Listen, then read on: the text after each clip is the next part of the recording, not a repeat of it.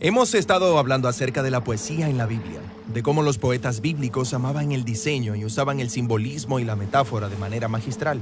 Estos poemas nos invitan a una experiencia de ponderación de las ideas lentamente y desde muchos ángulos. Y la colección más grande de poesía en la Biblia es el libro de Salmos. Entonces, de eso es sobre lo que vamos a profundizar aquí. Ahora, los israelitas compusieron muchísima poesía a lo largo de su historia. Sí, los poemas fueron escritos por los sabios, los reyes y los profetas de Israel. Algunos poemas fueron cantados por coros en el templo de Jerusalén, mientras que otros fueron orados por las familias en sus casas.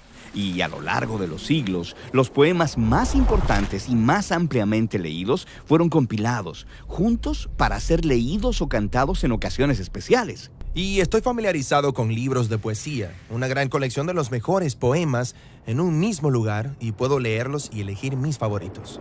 Pero el libro de Salmos no es este tipo de colección.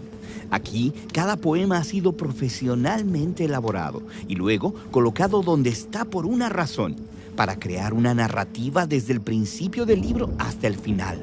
Los salmos recuentan poéticamente la historia bíblica completa y te invitan a un templo literario. ¿Un templo literario? Sí, el tabernáculo y después el templo en Jerusalén era donde los antiguos israelitas iban a encontrarse con Dios. Cuando llegabas, veías arte e imágenes por todos lados.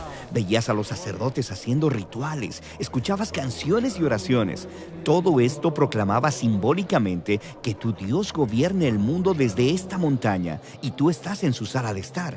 Entonces el templo era un lugar para estar en la presencia de Dios y también para sumergirte en la historia del reino de Dios. Exactamente. Entonces, intenta imaginar lo traumático que fue cuando los babilonios invadieron Jerusalén, saquearon y quemaron el templo y se llevaron a muchos israelitas al exilio. Sí, ¿y a dónde irán ahora a encontrarse con su Dios y cantar su historia y decir sus oraciones? Ahí es donde entra el libro de Salmos. Este es un libro de oraciones para exiliados, diseñado como un templo virtual. Entras a los Salmos para encontrarte con Dios y para escuchar de forma completa la historia bíblica del reino de Dios cantada en poesía para ti. Genial, pero ¿cómo hacen los salmos esto? Empecemos con el diseño del libro. Hay 150 poemas divididos en 5 secciones claras. Al principio, se ha colocado una breve introducción, Salmos 1 y 2, que establecen los temas principales del libro completo repasando la narrativa bíblica. Ok. El Salmo 1 mira hacia el jardín del Edén y su río de la vida. Sí, Dios colocó a la humanidad en un jardín templo. Y aquí los humanos decidieron definir el bien y el mal en sus propios términos, así que son exiliados del jardín. Pero el primer salmo pinta un retrato de esperanza acerca de un hombre recto que se deleita en la sabiduría de Dios, llamada Torá o instrucción. Esta persona es como el árbol de la vida en el jardín templo. Florece eternamente porque está plantado en el río de la vida, en Dios. Sí, eso es hermoso, pero ¿quién se supone que es?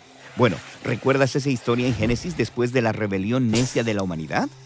Dios hizo una promesa. Ah, cierto, un humano futuro, la simiente de la mujer que vendría y derrotaría al mal y restauraría el mundo. Y de esto se trata el Salmo 2. La promesa de Dios de que un rey del linaje de David vendría. Se le llama el Hijo de Dios y el Mesías. Dios lo designa para traer justicia sobre la maldad humana y restaurar el reino de Dios y la paz sobre las naciones. Entonces, los Salmos 1 y 2 introducen todos estos temas principales. Sí. Luego, el libro desarrolla esos temas a lo largo de las 5 secciones. Las primeras 2 exploran la complicada historia de David y de su familia real. La tercera sección se enfoca en la tragedia del exilio de Israel y la caída del linaje real de David. Pero luego, la cuarta y quinta sección reavivan la esperanza por el Mesías, un nuevo templo y el reino de Dios al otro lado del exilio. El libro termina con una conclusión de 5 partes, alabando a Dios por su fidelidad. Genial. Ahora casi la mitad de los salmos están conectados con un hombre, el rey David, quien Dios eligió para gobernar a Israel. Sí, la historia de David es muy importante en este libro. Él experimentó tiempos de dificultad, pero confió en Dios con una fe radical. Y en esos poemas, David comparte sus miedos, confiesa sus fracasos y ofrece gratitud a su Redentor.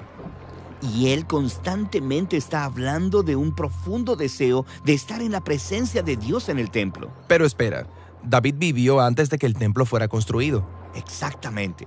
Este retrato de David esperando y orando por el reino de Dios y el templo futuro se asemeja a las esperanzas de las generaciones posteriores de exiliados. Así que las oraciones de David podrían convertirse en las suyas también. David es como un entrenador de oración, dándonos palabras para saber cómo orar y cómo descubrir la presencia de Dios en tiempos buenos y malos. Exactamente. Hay 73 poemas conectados a David, pero la mayoría del resto procede de generaciones posteriores de poetas bíblicos, y ellos habían aprendido a orar y a esperar como David. Y así, el resultado final es el libro de Salmos, diseñado como un templo virtual para todas las generaciones del pueblo de Dios. Esta no es la clase de libro que lees una vez y lo dejas a un lado. No, está diseñado para una lenta relectura y reflexión durante toda la vida. Estas oraciones, lamentos y canciones de alabanza tienen el propósito de que sean nuestras.